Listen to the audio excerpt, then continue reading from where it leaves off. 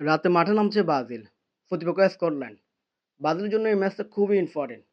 Brazil চাইবে এই match থেকে ৩টা পয়েন্ট নিয়ে বের হতে। সবার একটা মনে প্রশ্ন থাকতে পারে, নেইমার কি শুরুর একাদশে থাকবে? নেইমার কি না শেষের দিন নামবে? ওইদিকে আসতেছি, এই স্কটল্যান্ডের সাথে মরক্কো কিন্তু বিশাল ব্যবধানে ম্যাচ জিততে পারে নাই। তার মানে এই স্কটল্যান্ড এতটা দুর্বল প্রতিপক্ষ না। আজকে আমরা ব্রাজিল ফ্যানরা প্রত্যাশা করব ব্রাজিল থেকে আজকে বড় একটা জয় পাবো। পাশাপাশি আমরা গ্রুপ সি থেকে গ্রুপ চ্যাম্পিয়ন হয়ে পরবর্তী রাউন্ডে যাবো। আর ইতিমধ্যে আপনারা জেনে গেছেন ব্রাজিল স্কটল্যান্ডের বিপক্ষে একাদশটা কেমন হতে পারে। তো চলেন আজকে একাদশটা কেমন হবে একটু আপনাদেরকে বলি।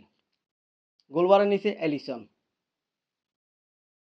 ডিফেন্সে Gabriel Magalhaes, Marquinhos, right back Danilo, লেগ ব্যাক ডগলাস সান্তো, মিডে গুমারেস, ক্যাসিমিরো, অ্যাটাকিং মিডে Paqueta, left wing Vinicius junior. আজ প্রবলেম আমরা দেখা দিচ্ছে সেটা হচ্ছে আমাদের রাফিনের ইনজুরিটা। রাইট উইংয়ে কে খেলবে? রায়ান না লুইস হেনরিক? সম্ভবত রায়ানকে দিয়ে শুরু করতে পারে কার্লো আনচেলত্তি।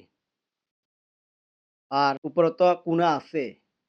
সম্ভবত এদেরকে নিয়ে শুরু করতে যাচ্ছে কার্লো আনচেলত্তি। আপনাদের কি মনে হয় এই একাদশটা কি স্কটল্যান্ডের সাথে কেমন করতে পারে?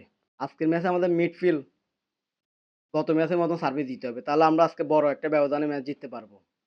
পাশাপাশি আজকে আমাদের বড় ব্যবধান খুবই দরকার। কারণ আমরা এখান থেকে গ্রুপ চ্যাম্পিয়ন হতে হবে। নেইমার মাত্র ইনজুরি শেষ করে দলের সাথে পুরো দমে প্র্যাকটিস শেষ করলো লাস্ট ১ সপ্তাহ। নেইমার এখন পুরোপুরি ম্যাচ খেলার জন্য প্রস্তুত। কিন্তু ভাই আপনি একটা ইনজুরি থেকে আসার পরে একটা প্লেয়ারকে আপনি শুরুর একাদশে নামায় দিবেন। তো এটা আমার দলের জন্য একটা বড় ধাক্কা হতে পারে। নেইমারকে আমাদের এখন না, নেইমার আমাদের নকআউট পর্বে খুবই দরকার। আর নেইমার দলে থাকলে ব্রাজিলের জন্য কেমন অবদান রাখতে পারে এটা আমরা সবাই জানি। তো আমরা নেইমারকে আশা করি শুরুর একাদশে না দেখতে পারলেও নেইমার লাস্ট ২০ টা মিনিট কার্লো আনচেলত্তি নামাবে। নেইমার ২০-৩০ মিনিট খেললে ব্রাজিলের জন্য অনেক। এই ২০-৩০ মিনিটের ভিতরে নেইমার একটা পার্থক্য গড়ে দিবে। কিন্তু আজকে আমরা নেইমারকে দীর্ঘদিন পরে মাঠে দেখব। এটা আমাদের জন্য অনেক।